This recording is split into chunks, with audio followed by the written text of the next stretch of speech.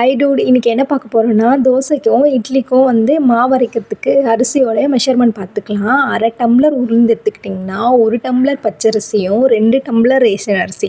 நான் இன்றைக்கி ரேஷன் அரிசி தான் எடுத்திருக்கேன். நீங்கள் புழுங்கல் அரிசியும் எடுத்துக்கலாம், இல்லை வந்து இட்லி அரிசியும் எடுத்துக்கலாம். அதுக்கப்புறம் 1 டேபிள் ஸ்பூன் வந்து வெந்தயம் ஆட் பண்ணிக்கோங்க.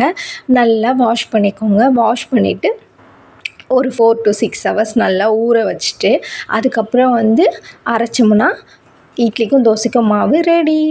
இப்போ வந்து ஒரு கிரைண்டர் இப்போ பார்க்குறீங்களா, இந்த கிரைண்டர் வந்து எத்தனை பேர் வீட்டில் இருக்குது, இது என்ன கிரைண்டர் அப்படின்னு சொல்லிட்டு மென்ஷன் பண்ணுங்கள். எத்தனை பேர் வீட்டில் வந்து இதை யூஸ் பண்ணுறீங்க, இப்போயும் யூஸ் ஆகிட்டு இருக்குன்னு சொல்லிட்டு மறக்காமல் கமெண்டில் மென்ஷன் பண்ணிவிடுங்க. ஓகேவா? நான் எங்கள் வீட்டில் இதை தான் யூஸ் பண்ணிகிட்டு இருக்கோம்.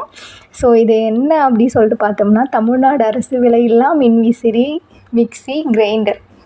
அந்த கிரைண்டர் தான் இது.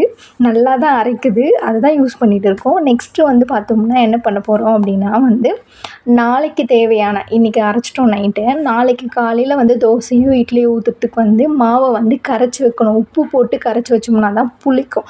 புளிச்சாதான் தோசையோ இட்லியோ எது சுட்டாலும் நல்லா வரும் காலையிலேக்கு. அதனால் தேவையான அளவுக்கு மட்டும் எடுத்துகிட்டு அதை வந்து நல்லா உப்பு போட்டு கையை வச்சு நல்லா வந்து கையை கரைக்கிறதுக்கு முன்னாடி நல்லா ஹேண்ட் வாஷ்லாம் பண்ணிவிட்டு அதுக்கப்புறமாட்டுக்கு வந்து நல்லா கரைச்சி விடுங்க. ஒரு சிலவங்களுக்கு வந்து புளிக்கும், ஒரு சிலவங்களுக்கு என்ன தான் கரைச்சாலும் புளிக்காது.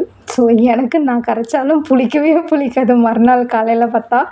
ஸோ வந்து கண்டிப்பாக வந்து உங்களுடைய எக்ஸ்பீரியன்ஸும் ஷேர் பண்ணிவிடுங்க. இதில் கமெண்டில் சொல்லிவிடுங்க, யார் யாருக்கெல்லாம் புளிக்கும், யார் யாருக்கெல்லாம் புளிக்காது இப்படி சொல்லிவிட்டு. நெக்ஸ்ட்டு வந்து பார்த்தோம்னா, எனக்கு ஒரு விஷயம் சுத்தமாக பிடிக்காத ஒரு விஷயம்னா கிரைண்டர் கழுவுறதுங்க.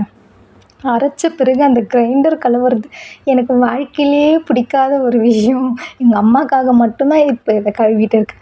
ஸோ உங்களுக்கும் யார் யாருக்கு வந்து கிரைண்டர் கழுவுறது பிடிக்காதோ அவங்கெல்லாம் கமெண்டில் மென்ஷன் பண்ணிவிடுங்க. நீங்கள் சொல்லலாம், ஒரு 10 ரூபா கொடுத்தா கடையில் அரைச்சி கொடுத்துட்டு போகிறாங்க அப்படி சொல்லிட்டு. என்ன தான் இருந்தாலும் நம்மளே அரிசி ஊற வச்சு, நம்மளே அலசி, நம்மளே அதை அரைச்சி, நம்மளே கரைச்சி, நம்மளே சுட்டு சாப்பிடும்போது அது ஒரு தனி ஃபீலுங்க. அதெல்லாம் வந்து கடையில் அரைச்சாலாம் கிடைக்குமா, இல்லை கடையில் போய் ஹோட்டலில் சாப்பிட்டாலாம் கிடைக்குமாங்க? என்ன தான் கஷ்டமாக இருந்தாலும் நம்மளாக செய்கிறது வந்து அது நல்லா இருக்கும்ல, அது ஒரு ஃபீல். ஸோ அந்த ஒரு ஃபீலுக்காக தான். சரி, ஓகே.